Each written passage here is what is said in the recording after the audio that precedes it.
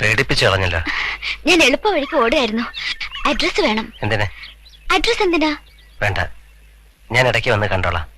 അമ്മ അറിഞ്ഞാൽ തെറ്റിദ്ധരിക്കും. അമ്മയോട് പറഞ്ഞിട്ടാ ഞാൻ വന്നത്.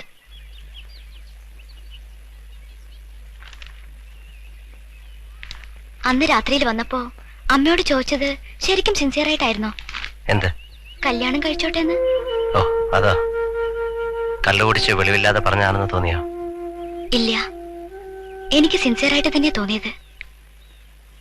ആണുങ്ങൾ പല കമന്റും പറയാറുണ്ട്, വൃത്തികേടുകൾ പറയും. ചിലർക്ക് വേണ്ടത് ഒരു രാത്രി, ചിലർ ഞാൻ നോക്കിക്കൊള്ളാം നിന്നെന്ന് പറയും.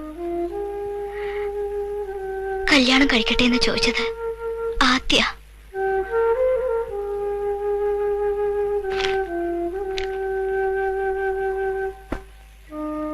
ഇപ്പൊ അവിടുന്ന് പോന്നപ്പോ അമ്മ എന്താണ് പറഞ്ഞതെന്നറിയോ? ഇപ്പോഴാണ് അയാളത് ചോദിച്ചിരുന്നെങ്കിൽ ഞാൻ സമ്മതിക്കായിരുന്നെന്ന്. ഇപ്പോഴും ആ ചോദ്യം ഉണ്ടെന്ന് ഞാൻ വിചാരിച്ചോട്ടെ. ആലോചിക്കാതെ പറഞ്ഞതാണെങ്കിൽ പാലിക്കണമെന്ന് നിർബന്ധമില്ല. എന്നാലും വെറുതെ പ്രതീക്ഷിക്കാലോ എനിക്ക്.